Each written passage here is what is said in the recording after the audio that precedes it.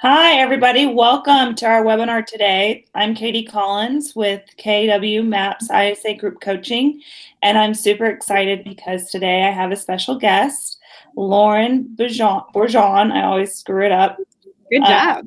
With the Wexler Group here. She's going to be chatting with me today. She's actually a former coaching client of mine in the ISA Group's program, and I wanted to take the opportunity to interview her so that you all can see out there what our program's all about and how it specifically has impacted Lauren's team. So, Lauren, why don't you go ahead and introduce yourself and tell us a little bit about your position and what your team looks like. Sure. All right. Well, thank you, Katie. I am with the Wexler Group out of Chicago, Illinois. We are a team of about 15 licensed agents. I am the director of lead generation and sales, which means I train our ISAs and our agents in what they're doing. So any kind of lead generation is me. And then as they transition to take on clients out on the field, I also work with them. We are on track to close about 300 this year. And our goal for next year is to hire 10 more agents and ISAs and close 500, over 500. Wow, almost double.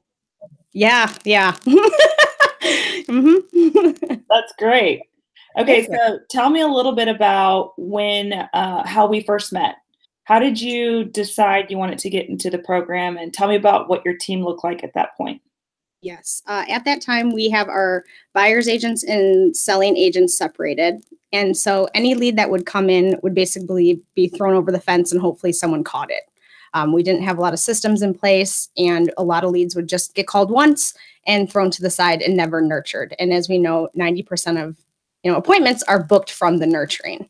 So at that time, I worked with our CEO, Tammy, to discuss how do we build out a team where we can nurture leads and have basically the experts talking to people while our agents are out in the field, and we don't keep losing these leads. So then we worked on hiring, and we're like, we don't know what we're doing. We've never done this. No one in our office had ever kept an ISA, including our team.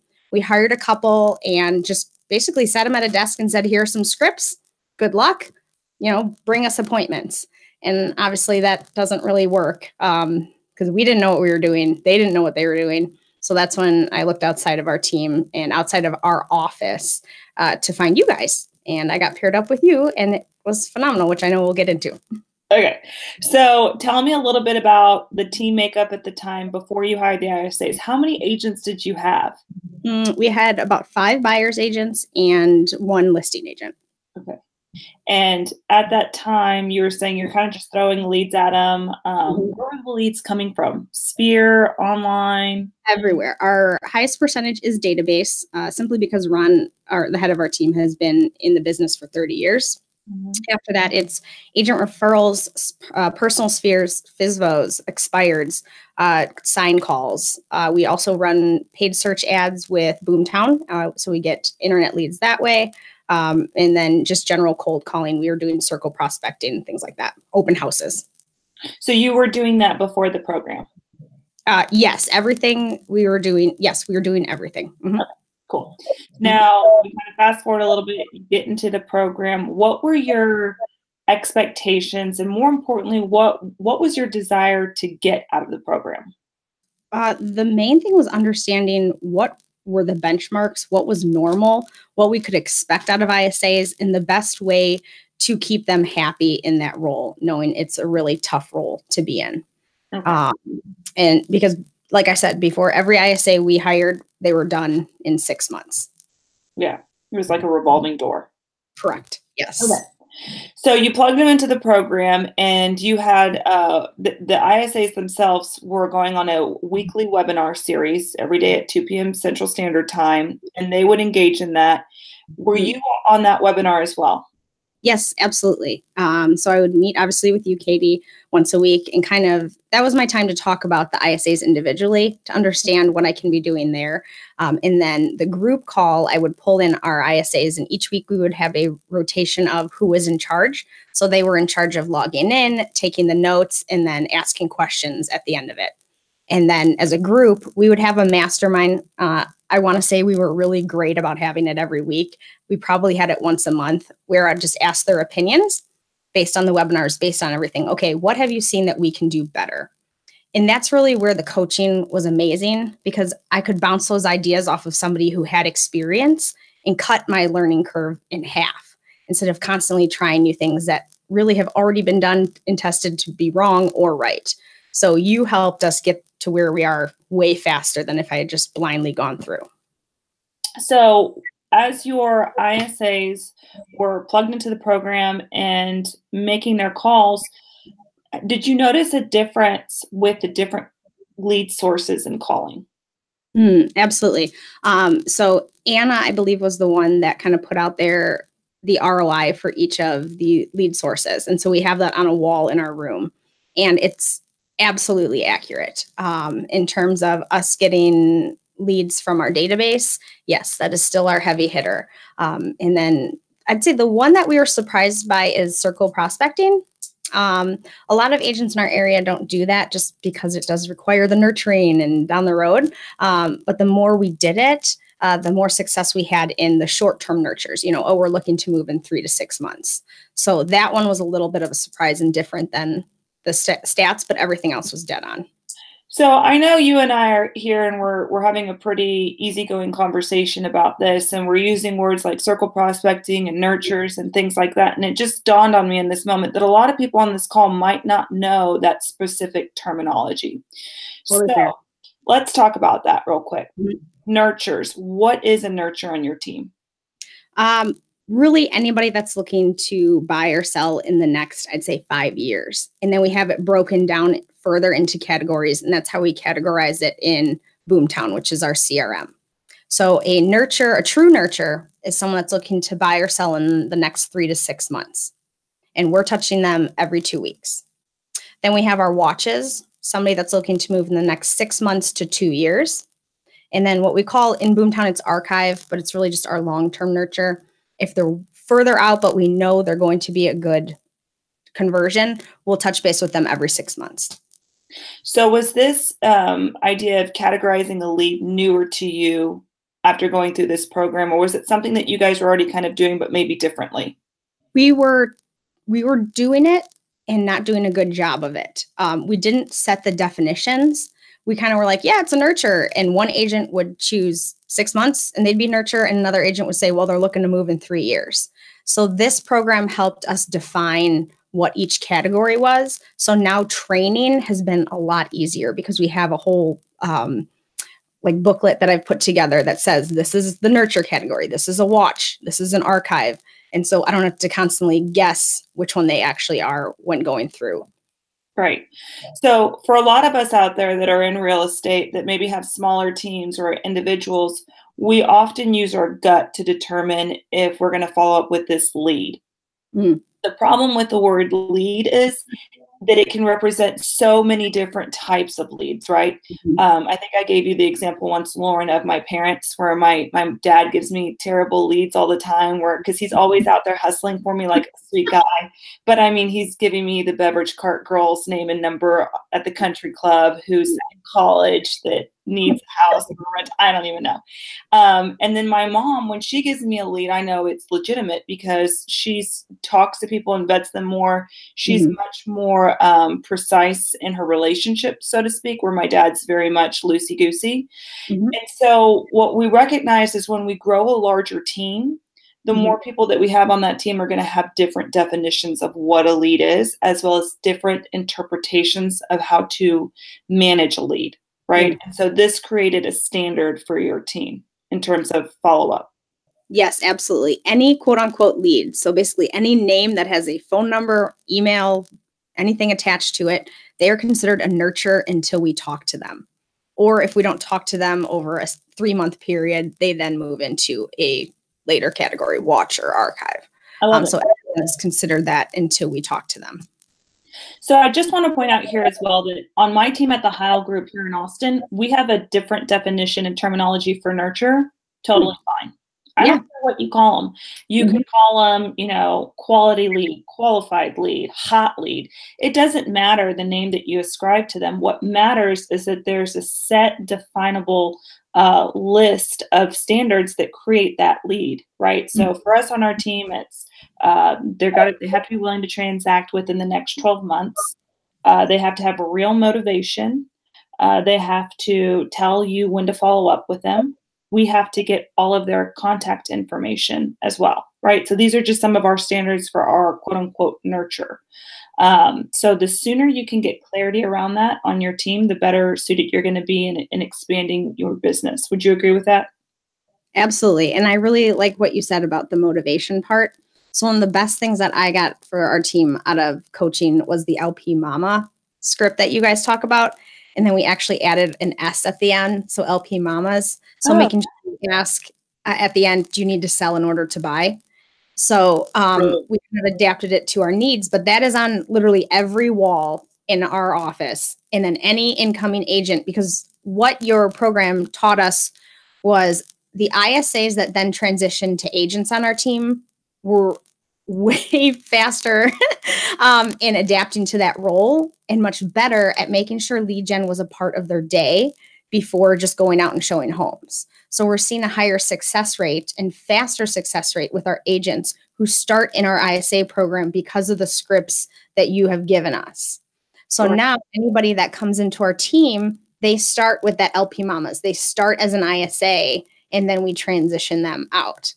And so, yes, and the motivation part of it was for us. Motivation was, oh, why do you want to buy or sell, or buy at this time? And oh, well, because we want to buy a house. Hey, that sounds like great motivation to us, right? That's ridiculous. So this gave us all the questions to ask and not feel bad, because our newer ISAs would feel bad. Oh, that's prying. These are questions they're not going to tell me. And it's like, well, no, we're actually trying to help them dig deeper to understand that the motivation is actually because they're getting a divorce, they have to move, that type of thing. And Yeah. so that stuff really helped our team in knowing better scripts. Love it. So tell me a little bit about your ISAs so that everybody on this call can get a better sense of them. Did they come to your team with ISA experience in real estate beforehand? No, on our team, we try to hire non-real estate experienced people so that we can train them from the beginning. Alan on my team, he came from Personal Sphere of Ron's. He was a teacher prior to this. And then Denisha on my team, she came from, it was like a marketing type background. And then we've had, let's see, Lori came from like education background. So we have a mix. And what the ISA coaching, especially you, Katie, helped with was understanding how important the DISC is and understanding their behavioral styles when training them. Alan, I mean, we've talked about this a million times, and I'm sure he'd be okay with me saying this. He is a high SC. So everything was scary and really a huge deal. And we had to work through the script, talk through it, lots of coaching before he would jump on. Denisha, who is more like me, DI, I give her something and she's like, okay, just let me do it. Just let me go. Let me go. And I'm like, okay, you don't even know what to say yet. So it was adapting my style to them and knowing, okay, I'm going to put them on different types of calls to get them warmed up to suit their personality. Denisha, I could put on cold calling right away. And she's like, yep, got it, gone. And then Alan, it was, let's start with the database. These people know us. It's going to be okay type thing. So that was a huge part of it too. Yeah, I'll never forget the story with Alan, how he wears a Fitbit and his heart rate would increase significantly when he'd start making calls. But isn't that all of us in the beginning? Don't we? I mean, I Yes. can remember my first time cold calling. I was terrified. I wanted Yes. to throw up. So I respect Alan a lot for sticking with it. And then also, I think I remember that Alan is probably one of your best suited for expired calls and enjoys those the most. Which shocked me so much. That was a big learning for me. So Alan, like I said, SC, who I would think would not be best suited for expireds, and we get between 100 to 200 some days. So there are a lot of people to call, and we have a lot of angry people because of how many calls they're getting. When we call them at 8 a.m., a lot of times they've gotten 5 or 6 calls already. So it's a tough call to make. And he does really well because he stays super even keel. He doesn't take it personally. he just moves on. You know, he has a process, says his script and does it, and that's it. Whereas Denisha, my high DI, might get more, you know, affected by it 'cause she's a high I. So that goes straight to her heart. So it's been a really good learning experience there. And now he raises his hand for it. That's awesome. Yeah. Okay, so let's talk a little bit more about the training on your end, on your team. I think some people learn about this program and think, okay, great, I'm just going to plug my ISA in here, wash my hands of it, and Katie and the other MAPS coaches in this program are going to get them completely trained and ready to go. The reality is we are spending 5 hours a month with the ISA total and 1 hour with the Rainmaker. So tell me a little bit about how you blend this coaching program in with your own training and what it looks like. That's a good question. At first, I had no idea how to start off somebody, and I was doing it different with each ISA, like I said, based on their personality. And I realized that might be good for them. However, for me to make it duplicatable, I can't do it. It was just too right. Yeah. So now our process is we bring in people and they start with their personal sphere. And it's super easy call, very simple script. Hey, I switch careers. Who do you know? So that gets kind of the tension out. They get to learn our systems. They get to learn the scripts, the equipment, the Bluetooth headset. Everything is new to them. So I want it to be as easy as possible. Then I move them into our leads, online leads that no one's gotten a hold of. Basically, because real quick, because you said then you move them on to online leads, right? What causes you to feel that they are ready to go to online leads? Whether they're ready or not, they're going to do it, quite frankly. So the way that I do it, though, might be a little bit different. With a high, like Alan with a high SC, I had him hand dial first because the anxiety that he got from using a triple dialer while trying to read a script that he had never, done before with strangers was, I told you, the man almost had a heart attack the first time we did it. So cold sweats, had to deal with that. So whereas Denisha, I could throw her on the dialer and be totally fine with it. So they all start the same way, but I do adapt to their personality. But you have it like a timeline, like you're going to do these leads first, then we're going to that lead next. Now, if let's just say, for example, Alan wasn't working out in the program, right? What are some telltale signs for you to look for to see if this is going to be a good fit going forward? Yeah, that's a really good question. It sounds like we're really good with our ISAs. We've had a lot of turnover still, just because they weren't a fit. There were a couple, one lasted 4 days. The other lasted, I think, 6 days. And what it was, and I should have seen it in the interviews, their KPA had them really low for outbound sales. And Alan's was really low as well. However, his attitude just was there, right? They were positive. They wanted to do this. They were gung-ho. So I'm like, okay, I can't teach attitude, but I can teach the rest. So Alan worked. These guys are going to work. They didn't. They literally could not get on the phone without too much fear. So they quit. So I should have probably vetted them more in the interview process. So Alan sounds more like the exception than the rule. Correct. Yes. And I was using him as the rule. Okay. Great. Yes. That's a great learning moment. I think that there are a lot of people on this call who have started an ISA program that can really relate to you. I myself have a number of clients who have ISAs quit within the first week and whatnot. So it is a learning experience in getting that KPA down and asking tons of questions up front. So I'm going to pick up on what you said there, though, around attitude. What we often preach on our webinars is coachability. If someone's going to be, for us at the Heyl Group, it's hungry, humble, and smart. We've kind of narrowed it down to those 3 core values that we're looking for in any person that we're hiring. If they're humble and hungry, they're coachable, they'll do whatever it takes to get it done, and they're smart, right? There's kind of really no elaborating on smart there. It is what it is. But yeah, I think it's incredibly important to really dig into their attitude and ask yourself, is this person coachable? Yes, absolutely. So we have a question that says, how much time do they spend sphere before they start cold calling leads. So tell us a little bit about what their day looks like as they're jumping on the phones. Oh, that's a great question. So the first day that they're on the team, we have them go through kind of our big PowerPoint of who the team is, what we're doing. They meet with all the team members and then just kind of observe. Then after that, it really depends on how big their sphere is. Lori had 350 people in her phone and just called every single one of them. So I think it took her like a week and a half. Denisha, I think, had 15. So it took her a day, maybe. Yeah. And I mean, I'm not going to force people to call, if they don't want to, people in their phone that they might not know. So it's more like a warm-up exercise is what it sounds like. It really is. And it depends on the person. Yeah. Okay. Now, on a typical day when they're through this training process, they're cemented in the team, ISAs, what does their call schedule look like? Mm-hmm. Yes. So this was also something we worked with you, as you know, throughout the course of the program. Kind of taking a step back, we were told from the beginning, and you hear this all the time, 2-10-40, 2-10-40. So my expectation was, I'm going to hire an ISA within the first 30 days. They're converting 2-10-40. That's not the case ever. I tried. I really tried. I love how you're laughing. I felt so bad after talking to you and Anna and understanding that 2-10-40 is not always the rule because of who you're calling.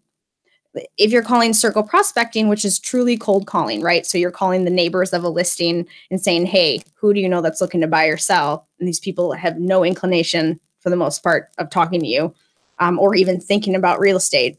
The expectation that we're going to get an appointment out of that is really low.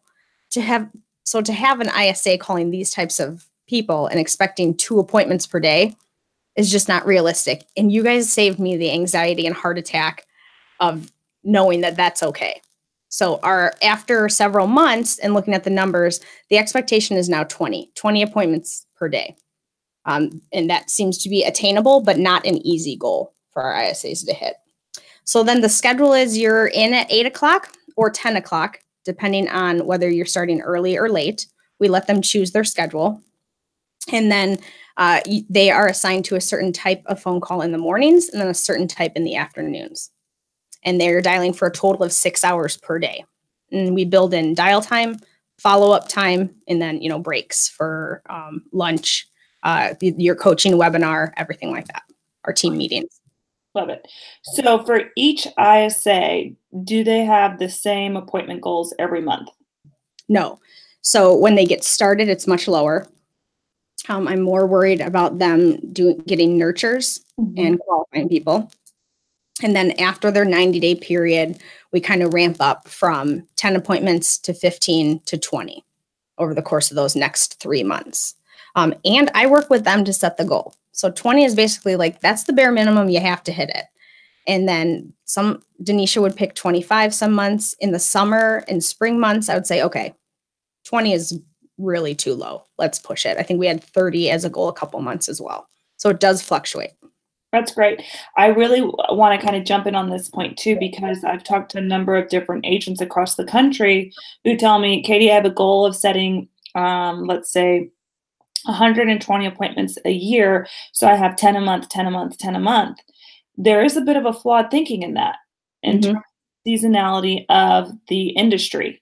So what we like to do is stack our appointments to be higher, those goals, in the spring and summertime, and don't pack up your bags and go home during the winter, but just recognize that there is less inventory at that time. So put that appointment set goal at a lower range. Would you agree with that? Absolutely agree with you. We also look at holidays. So November, knowing that Thanksgiving has a big holiday in there, we adjust for that. Obviously, December as well. However, we have an expectation that you're working this job, like you said, full time for the year. We don't take the winter off, anything like that. On July 1st and January 1st, which I also learned from coaching, 2 biggest days for expireds. So Alan and I were sitting there dialing on January 1st, the hundreds and hundreds of expireds. That's mimosas in the office on that day. Yeah. Yeah, that was a good one. And that was when he had just started too. So it was like watching him have a heart attack after heart attack. So it was fun. And then July 1st as well. We were in there. It was, I believe it was a Sunday. And usually we don't have them work on Sundays. Yeah. So tell me, are your ISAs licensed, unlicensed? In Illinois, they have to be licensed. Okay. And did they have their licenses before joining you, or were they making calls or doing training during the licensing phase? What did it look like? We require that you're licensed before you start on the team. We don't want any gray area. Gotcha. Perfect. And I'm asking that because we had a specific chat request for that question. Okay. So I see some other people here in the chat box asking about the scripts that you've used. I know that we offer on our base camp source. The big thing for most people is you really want to utilize scripts that are proven, ones that you know other teams have used and had success with. So, you know, what I would say to that is we have those scripts in our program. If you're interested, you can reach out to me. I'm going to go ahead and put my email in here real quick. Yes, and we had scripts for a while because of Ron, who worked with Diana to kind of construct bold. So we use a lot of the bold scripts. And then you guys absolutely have supplemented what we've been doing with a lot of the questions that you've provided. The big one for us, for expired specifically, has been moving is such a pain. You know, why did you decide to do that in the first place? So adding that into our script has been great. And then this one's super simple, and it's been the hardest one to incorporate because it sounds very blunt, but what's stopping you from buying or selling right now? Yeah. And so even for me, that was a little bit outside the comfort zone. So now that we ask that, it's great. And we get more direct answers, like we talked about earlier, actually getting motivation and getting through whether it's an objection or a condition. Perfect. So I've got some questions in the chat box too, and I'm thinking I missed this when we were chatting a second ago. It's 20 appointments per month, not day. Yes, absolutely. I wish it were 20 per day. So everyone should know that at Lauren's building last night, there was a fire. She had to evacuate. She was running on 1 hour of sleep and had so I just misspoke earlier and I missed it as well. So I apologize about that. 20 appointments a month.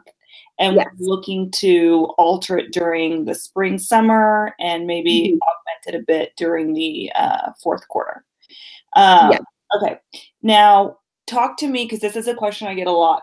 Talk to me about making it fair when you have multiple ISAs. Oh, that has been tough. Not gonna lie. And it's really shown me how important character is when you're hiring people. We've had a couple issues where, you know, in Boomtown, someone might be calling in the evening, right, on a Wednesday, and they send out a text message, and the lead doesn't respond until 9 a.m. the next day when the other ISA is on. So then who gets that appointment? And so our rule is whoever is assigned that during that time when they respond gets the lead. And so it really has balanced out with one another. The big part of this, and I know I keep saying me and I, is none of this has been just me. I have a team, our team, the Wexler Group, we have somebody checking all this on the back end, verifying and making sure everything is as quote unquote fair as you can. So I want to acknowledge how much the rest of the team does to help with that. Great. So we have a question here, and I think it's a pretty great question. How do you get people to answer when you're calling expire withdrawals? Well, I don't have a magic wand in that way. Some days we get 100 people to answer. Some days you call 304 answer. So it's a law of averages there, right?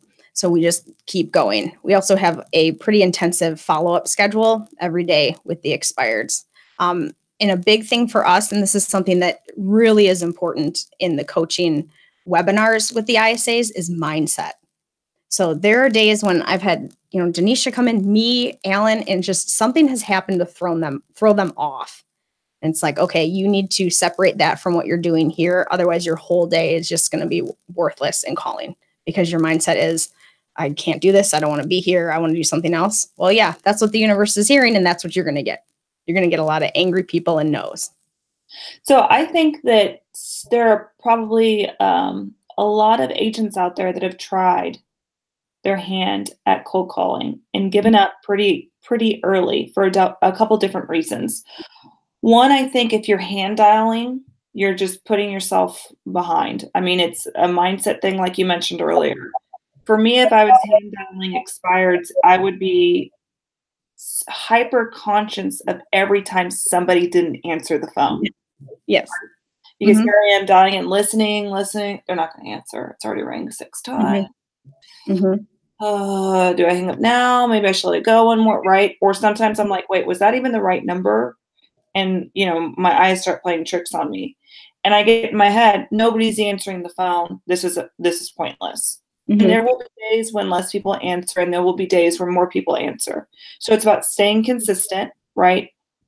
Also, calling earlier, like at 8 a.m., is incredibly beneficial for calling expireds. Would you agree?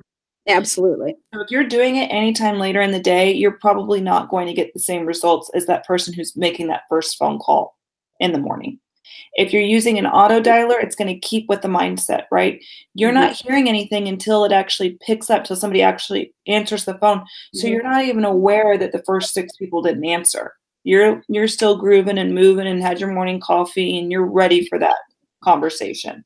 Yes, and I agree with you. I've never hand dialed expireds. I think that would be the worst. Mainly because a lot of them are wrong numbers, dead numbers. So we use Vulcan, and it does make it more bearable. We also use Vulcan for expireds and FSBOs, and then we use Mojo because it links up with Boomtown for everything else, including circle prospecting. So when I do hand dial, it's with our database and our nurtures. And sometimes it's because I have a lack of dialers when we have everybody calling. And the other part is sometimes I know they're going to be more engaging discussions, and I don't want the power dialer going through. I want to be able to go at my own pace. And that's my personal decision. And I never force someone to use a dialer if they're hitting their numbers and they just are more comfortable with that. I think that's a great rule of thumb. I think often that's something that people overlook in this specific department of a company.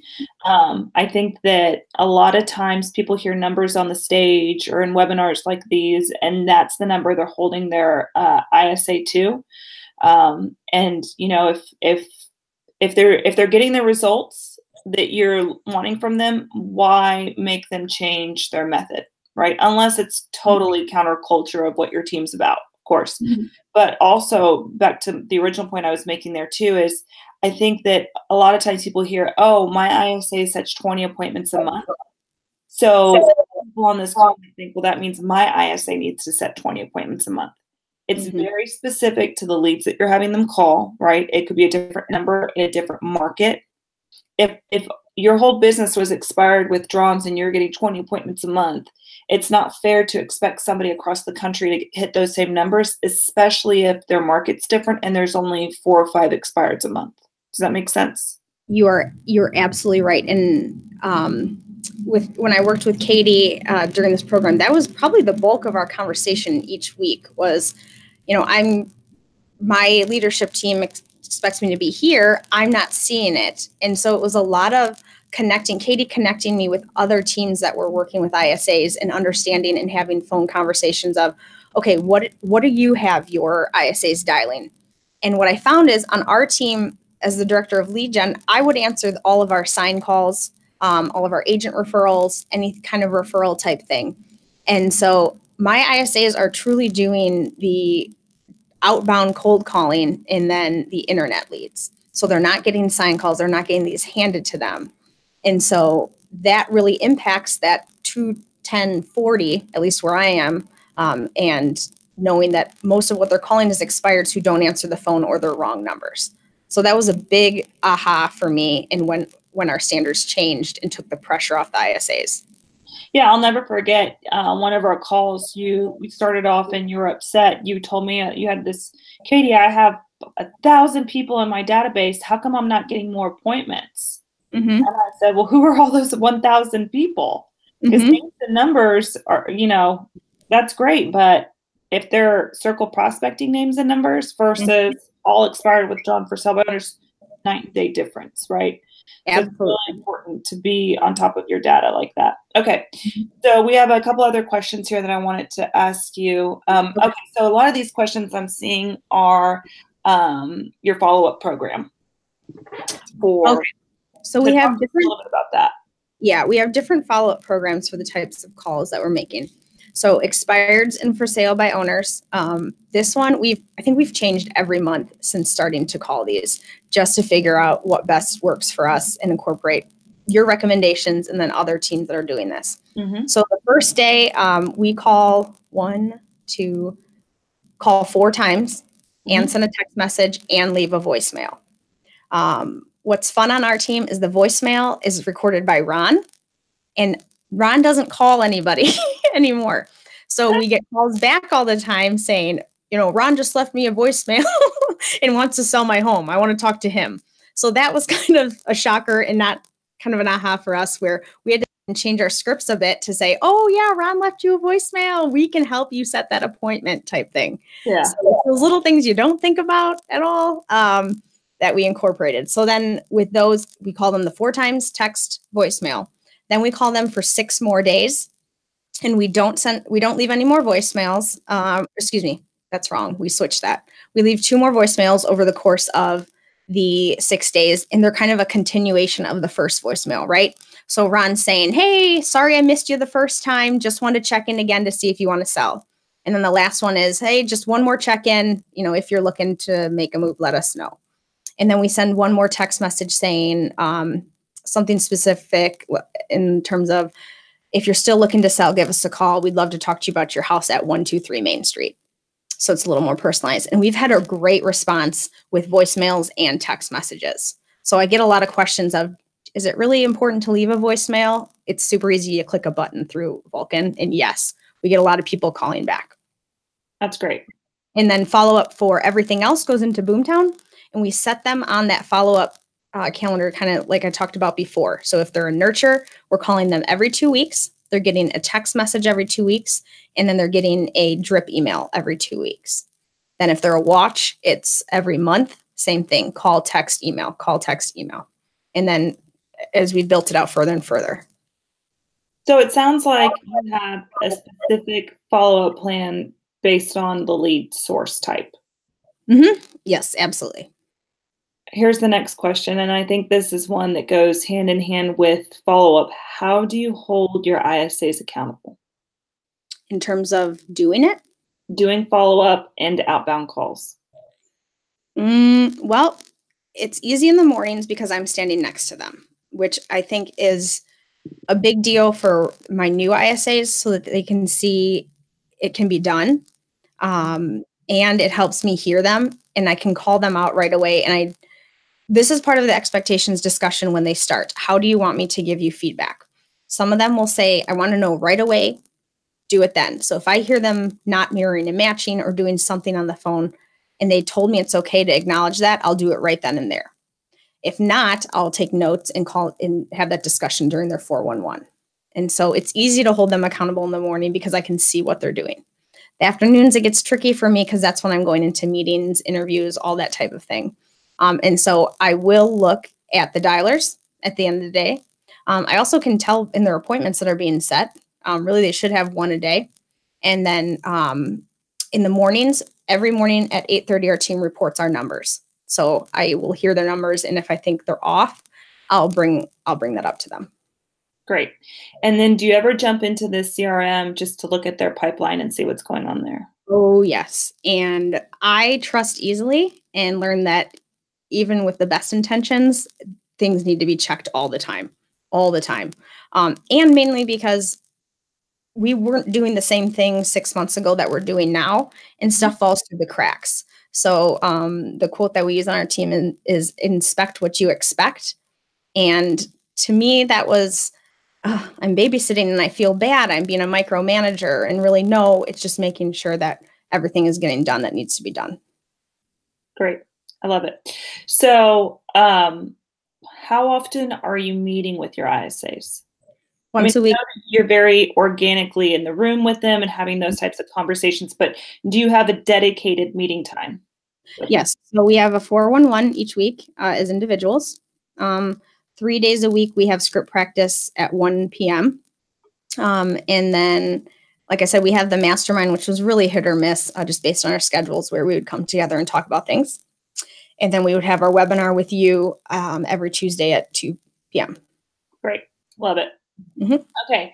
So I have some other questions here that I just wanted to throw out at you really quick. I've got this one that's asking about, curious to know what percentage you're seeing with your team, what you both think industry standard is with the set to held, held to kept, and kept to closed. Now, you and I have talked about this. Mm-hmm. So here's before I let Lauren answer, here's what I'd like to preface this with, is when you decide to have an ISA arm of your business, it's wildly important that you set standards for your agents as well, that you start really inspecting what you expect from your agent's ability to convert and to follow up with their client. The challenge that we have on this arm of the business is a lot of us have naturally hired agents that we felt are good with people, and we have often just let them do their own thing on an island out there. Whenever you start to bring in an ISA as a lead source, it becomes that much more important for you to be able to assess your agents and hold them accountable. Because at the end of the day, your ROI for your ISA is dependent on your agent's ability to convert, right? They don't eat, they don't get paid unless the deal closes, okay? So this may bring a magnifying glass to what your relationship is like with your agents and what your expectations are with them. So, having said that, give us your experience in this world. Katie hit the nail on the head, and I'd say this was the other portion of our coaching sessions that we talked about a lot. It started off with agents, I think, feeling like their backs were up against the wall because we would call them out and say, hey, we sent you this lead. Why aren't you, set this appointment? Why didn't you follow up? Why didn't you do this? So then we had to come together as a group and set standards for response time.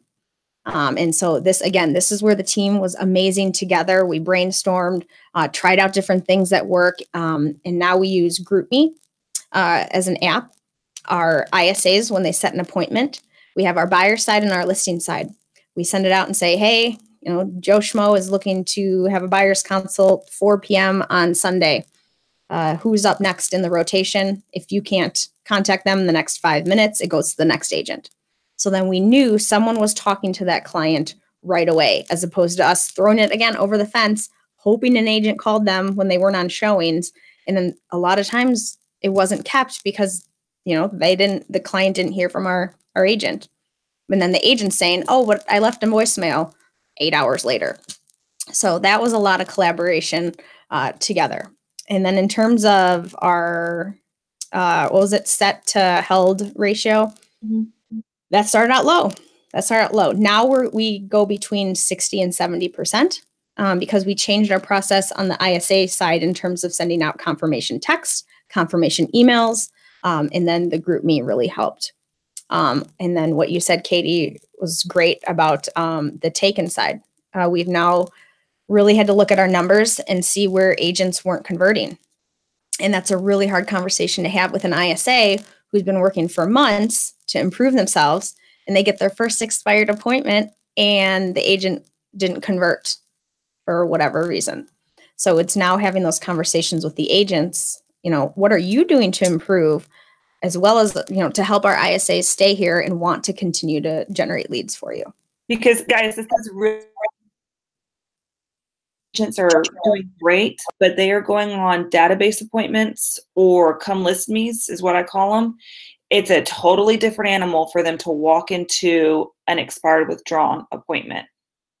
At the same time that I would be training my ISAs, my new ISAs, I would be having a training course with my agents about their listing presentation or their buyer presentation with these different lead sources that are coming in now. It's a different animal. I would also require a test out. I want to make sure that that my teachings are being absorbed and that they're actually practicing those out in the field. So I would require that they be tested out. In fact, for me personally, as the listing agent on the Heyl Group, I was tested out in front of the ISAs, in front of the whole team, right? And so it gave the ISAs the comfort knowing that I was following the model that Tim, our owner, had outlined, and that I had taken the time to internalize it going forward. So it's a huge component that I think gets overlooked in ISA programs is the agent side. The amount of scrutiny and standards and training you're implementing on the ISA side, you're going to have to do the same amount on the agent side with this handoff to conversion to client sold. Okay. Yes, I think that, Katie, is what I would want to emphasize here is when you get into the group coaching, obviously I was blessed in having Katie, who's probably the strongest listing agent you can have. She helped me create trainings for our listing agents, for our buyers agents, to help, keep the ISAs motivated with higher conversion rates. So it's not just about getting coached on the ISA side. It's looking at your whole program, you, the agents, the admin, the ISAs, and how to bring everyone together to work as a team and understand that every single role is crucial. You can't have an ISA without an agent and vice versa. So that was absolutely crucial. Yeah, sometimes I want to rename the program Lead Generation and Conversion, because that's really what it is. Not just on the ISA, but for buyers agents and listing agents as well. So thank you for that. Okay, so I have a question here about compensation. I don't know how you compensate your ISAs. I'll tell you, all that are listening, there is a spectrum for standard industry-wide. You can do what we typically see is a salary base with bonuses, and it looks totally different across the board. Okay, but typically it's a salary base and bonus, depending on cost of living in your market. I see anywhere from $1,500 to $2,500 salary base with a 5 to 10% bonus on closed transactions only. Like I mentioned earlier, there's varying scales of this. Some people will do a flat fee, like $500 for each closing and what have you. So it's really got to be something that you would need to look at based on your cost of living, your average price point, your average commission. That's huge, guys. This is something we really overlook when we're telling our ISAs how much money they're going to make. Are we actually being honest with ourselves and taking all of our listings at 3%? Or do we sometimes take things lower? And do we need to average that out to really make sure that we're not skewing the numbers for our agents or our ISAs, right? So that's kind of the industry norm. What are you doing specifically in your team, Lauren? Yep, we do the base salary, and then depending on the type of lead, we pay a different percentage at closing. So if it's a true outbound lead, which we know requires more skill, so expireds, FSBOs, circle prospecting, we pay 10%. And then anything that is what we call a team lead, so database, Boomtown, where we're paying already to get the lead, it's 5%. Awesome. Now, here's another question that I get a lot that I want to touch on, the call schedule. Do you have anybody calling on the weekends or in the evenings? What does that look like? Yeah, because we're an ISA team of 2.5, technically, it's hard. I have them do each one evening during the week. And so they can come in at 10 a.m., stay till 7 or 8. And then we rotated one weekend a month where they would come in Saturday and Sunday, and then they'd get, Thursday and Friday off. Nice. And so with this schedule, they're hitting their goals. Yeah, we found actually expireds are a lot nicer on the weekends because they're not getting inundated. Nicer on the weekends, I feel like. Yes, absolutely. And people answer their phone more, obviously, in the evenings and weekends. So, we have one gentleman in our office, and he's really a role model in terms of his whole business. The only thing he calls are old expireds. And by old, I mean a year or more old, and circle prospecting. Because he's like, I'm not dealing with the competition of the, 900 agents that are calling the new expireds. And then the circle prospecting, he walks in the door and they sign his agreement because he's the agent they've been talking to for 1-2 years. Right. And so he calls on evenings and weekends. That's it. And so I'm like, hey. It's kind of, and he makes a lot of money. That's So great. I love it. I love it. Mhm. And that's brings me to another point. You're looking at different conversion rates for different lead sources, everyone. When you ask the held to close, held to take in ratios, it's going to vary. You know, if I'm going on a referral, I have a much higher chance of taking that versus an expired withdrawn, versus a nurture for 2 years through circle prospecting. So these are all slightly going to be different numbers. And there's going to be responsibility both on the ISA camp and the agent camp for different parts of that conversion conversation. So there's that. I feel like that could be its own 30-minute webinar in and of itself, going through that in detail. So I just kind of wanted to hit that highlight for you guys today. Okay, so tell me a little bit about what your if you know this number off the top of your head, you might not. I'm going to put you on the spot here. How many appointments would you say your ISA team has set year to date? Oh, I just looked at that. It's just over 680 appointments. Yeah, which is great. I had hoped we would be closer to 900. However, I had also planned to have at least 2 more bodies in the role, and just it didn't happen. So I'm very happy with where we are. That's awesome. Congratulations. Thank you. And it was a lot of your help. Love it. So I'm going to go to the chat box here real quick and send through to make sure we're not missing any big questions here before we sign out. Do you have ISAs calling over the weekends? We got that one. Do any of your ISAs door knock, or are they strictly on the phones? I have had ISAs go to open houses, and we door knock before all of our open houses. In terms of assigning that to them as a lead generation source, I have not, and I say they are welcome to do so. No one's really taken me up on that. So, gotcha. Okay, then we have this one question here. Our team leader has a really big database of past clients. Fostering these relationships seems important for multiple reasons. Do you have this built in your daily schedule? Yes, absolutely. I wish I could tell you we were doing it all year long. However, with the bandwidth, we just couldn't. So I would have the agents call our database, and a lot of times that would fall on me to call. And so now it's a mix of agents and ISAs that are calling the database, which is cool. It gets the ISAs more engaged. I mean, the agents more engaged. Yeah, it can be fun. I mean, when we call through our database, we'd order pizza and just camp out and make it a kind of a day of it, especially when we're doing the calls to invite them to an event. Okay, so then we have this other question here as to what's a good number of ISAs to have on one team. So I kind of want to rephrase that question a little bit. How do you know when you're ready to hire an ISA, and how many ISAs and how many ISAs to hire as well? That's a good question. I don't think I could have answered this a few months ago, but now as we're getting busier with more lead sources that we have, I would like four total to get to, because quite frankly, right now we have more expireds than we can call and nurture, and then we have more boomtown leads that we can get to. So 4 would be great. So it sounds like the metric that we should be using is how many leads do we have for them to call? How much work activity can we funnel to them?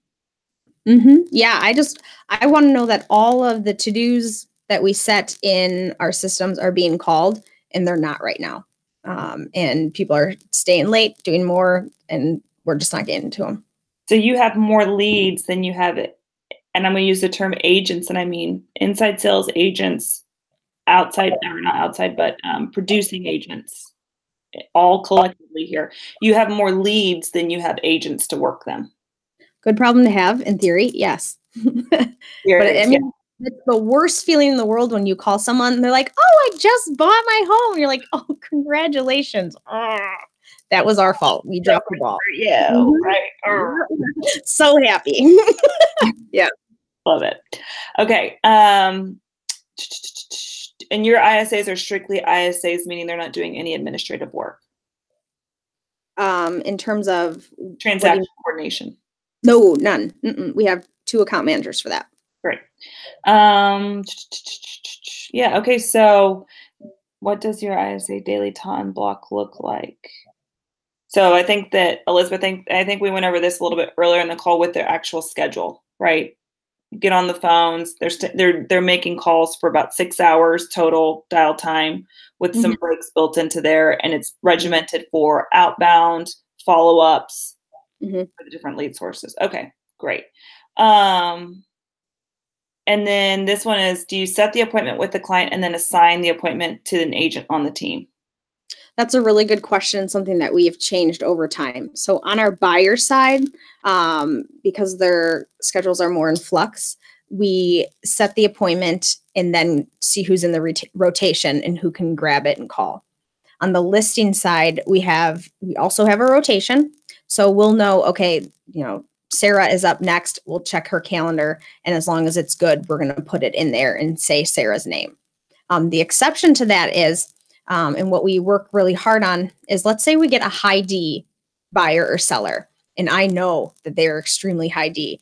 I'm not going to put them with one of my agents that's a high SC unless they're really seasoned and I know that they can handle it. I'm going to bypass that and give them to the high D agent to make sure that it's always about the client and making sure that we service them best and putting them with the agent that they best are suited for. Love it.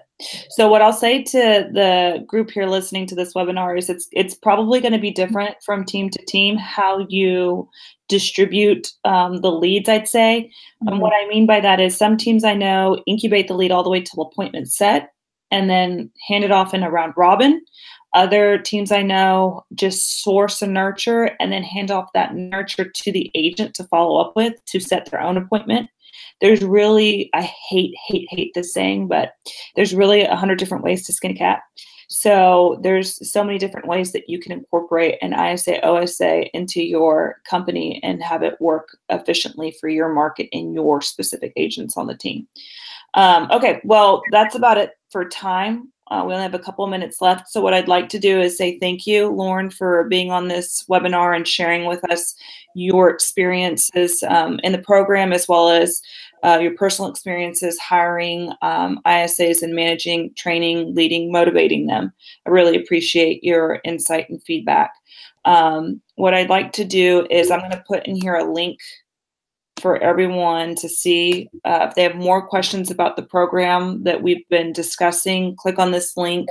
You can either enroll there or sign up for some one-on-one coaching time with myself or any of the other coaches in the program so that we can spend 30 minutes doing a diagnostic on your team and see if the program's a good fit.